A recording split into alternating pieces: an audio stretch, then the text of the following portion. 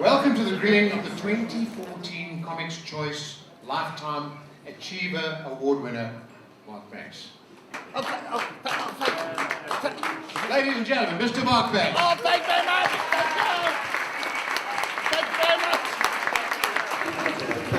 Thank you. Thank you. Good evening. Welcome to Grilling with Mark Banks. No, by all means. So this type of grilled shenanigan thing is really not my style. I'd much rather tell you about how great and wonderful it is to be on the panel of luminaries seated here in front of me. But it is customary when grilling to be scathing and ruthless. So as the advice I gave to Oscar, just give it your best shot. I'm going to do that. I see the young comics in the audience who wish they had the wit, the talent, and the timing of the older comics. And then I see some of the older comics who just basically wish they were black.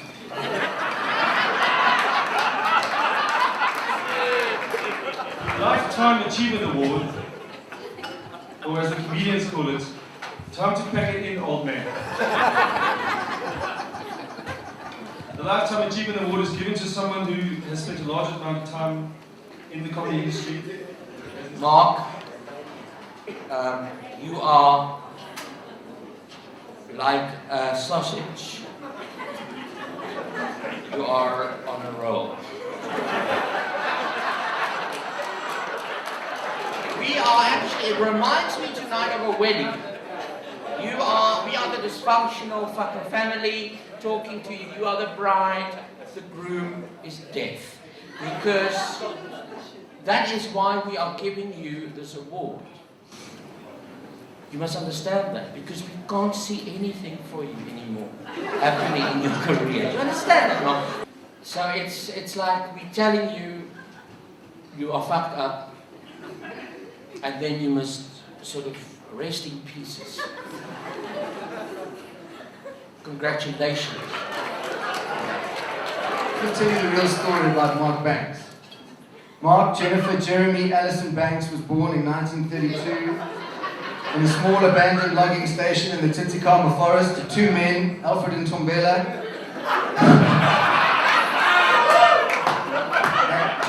and a Eugene Bartlett. The two loggers, well, that's what they said they were, realizing what they'd done, immediately boxed the screaming infant up and sent him to Manchester. Amusing at first, he was displayed in pubs and on promenades in the area, eventually rejected by his adopted mother and sent to live with relatives in the relative calm of Plumstead, a very lovely, if economically retarded suburb in Cape Town. Anyway, Mark Banks never took to childhood. It just wasn't for him. And he dived into adulthood from a young age. He toured the neighborhood of an evening, choreographing people's pets, pouring G&Ts for bullies, and stimulating sexual predators. He was in many ways an innovator in those days. He was the very first person to charge a whole bag of sweets for a hand job. As formidably hopeless and soul-crushing as it was, Plumstead could not contain this budding antichrist. And he made many bids to escape, once actually stuffing himself inside the abdominal cavity of a Bulgarian illusionist who passed through the town with a circus. Banks was discovered inside Bruno the Bazaar and immediately auditioned to see what he could offer the circus going forward. He remains the only runaway ever to be sent home by a circus in history. It was around this time that he poisoned his drama teacher and assumed control of production at his school.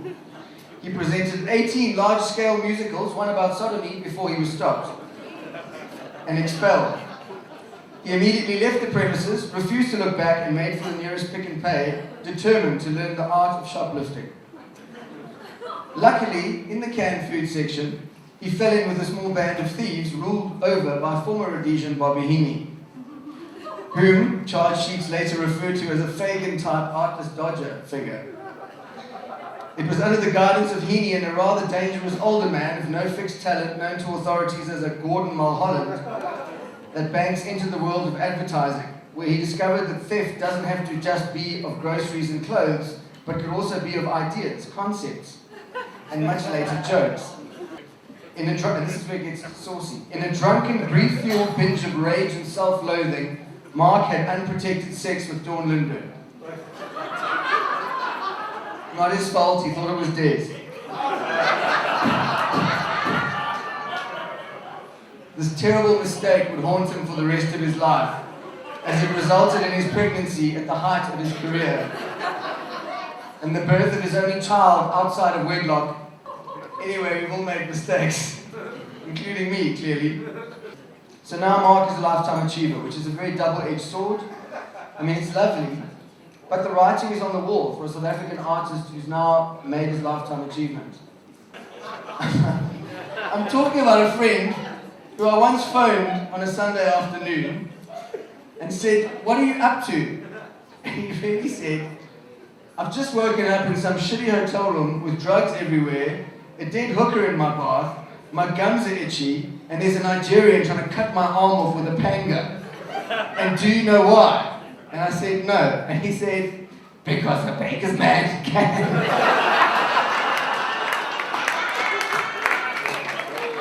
All I am going to say is that I've loved Mark Banks since that first encounter below the Durban water table at the Playhouse studio, with him, a fat chick and an overhead projector.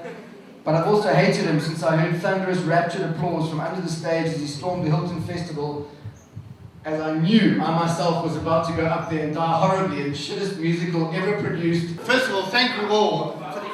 Quiet! I hate it when my mother comes to see me away. I'm very, very deeply moved to be here tonight, and I was by Pickford's, funny enough, from Parktown to just down the road here to this new area, and it carries no money with it. There's no money. Nothing. No, not one. No, don't. No, please, no. No. We said we'd never do coke. And, you like that, did you? You go with that? There's more? Just go with it, it's late. So, I was knocked off my feet when I got this. I really, really was. Literally knocked off my feet. Celeste and Tuli fell against me. And, yeah, it was like Tsunami 3, Vengeance. But anyhow, here too, and my panel here tonight, Joe, I didn't think you'd live to see the panel this year, but you did. Thank you very much. Proof there's vengeance in your heart. I saw that on a bumper sticker the other day. Have you seen that bumper sticker? Have vengeance on your children, live to be 106. That's what Joe's doing. I went to Grahamstown Festival in 1986, 1968, Casper de Vries. Then, what a slip of a boy. I saw you one of those Leon Schuster fucking horrors the other night. You were in it? What was it? Untag sê ja vir PW gooi gek, maar gek dood gek lag. I loved it. I don't care what anyone else said. I think you were fantastic. In a one-piece swimsuit on a hillside, Casper, you actually look like someone waiting for Greenpeace to roll them back into the ocean. And many, you brought your fan. And yes, Casper, this is a seance here tonight. We are sitting at the table, and we are the seance committee. We are, in fact, trying to raise your career. Let us pray. I don't know what the cake net thing I was on. Was I really on the cake net thing? Was I speaking Afrikaans and things? Yeah. Seriously? You were there. Speaking Afrikaans. Afrikaans.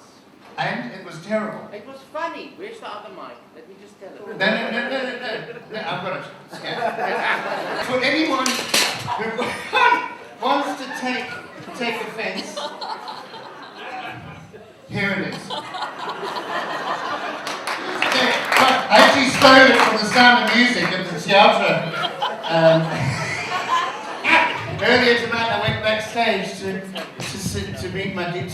meet one of the cast, and I saw the fence there, so I thought I'd take it. But I'd take the fence, and fucking maybe tonight is the night the Nazis actually get to fuck the Von Trapp family in The Sound of Music. when they run at the barricade, there's a piece missing, they're in there. Because they're doing the Jewish version of the Sound of Music. No nuns, 150 rabbis. You imagine what the hills would be full of the sounds of. And then that's how I met Dave Levinson, was in Cape Town. And I needed a Jewish stooge. I needed someone to play a Jewish person. And they said, well, Dave Levinson's available. He said, he's not very good, but he's a Jew. He got the job, and fuck me, he's not Jewish at all. You're not even a fucking Jew. Nothing. Dreadful. You couldn't even play the Jew in it. Awful.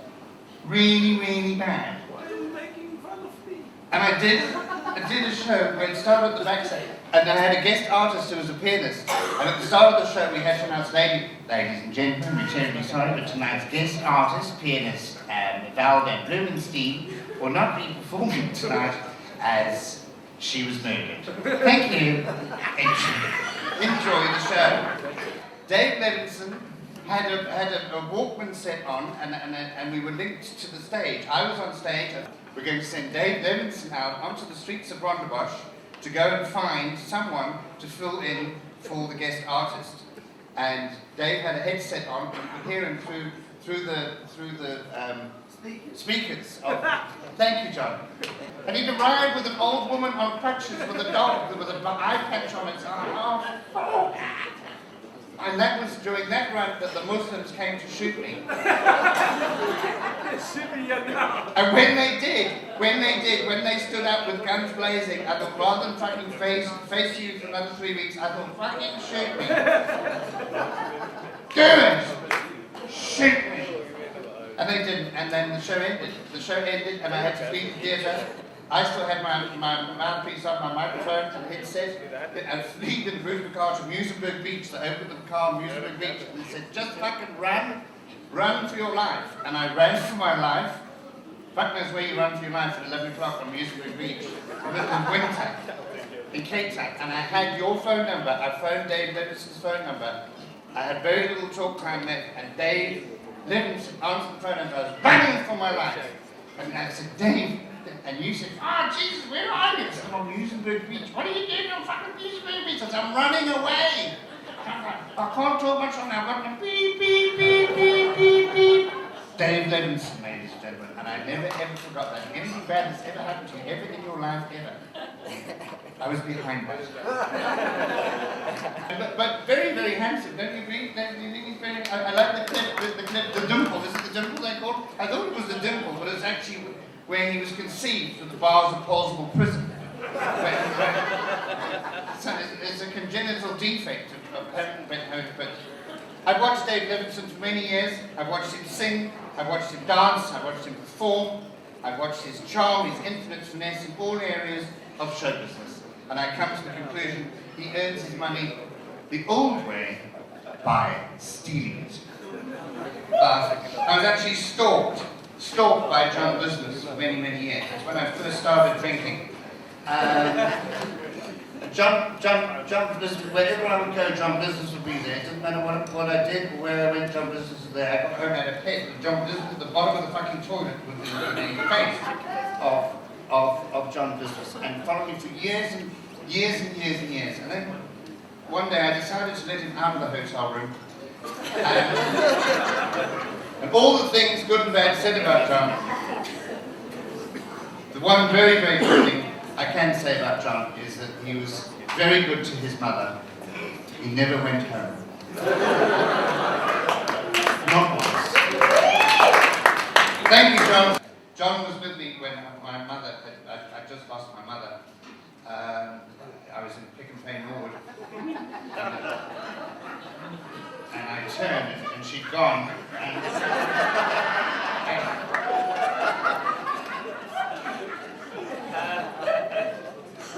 I was doing the joke. I've done that joke for years and years and years. You know, Joe. Even you remember that joke. And I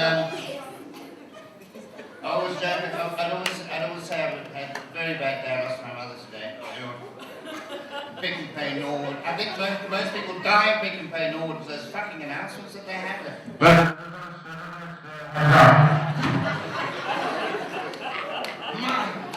like a Jewish extermination experiment, isn't it? Oh, fucking bobbers.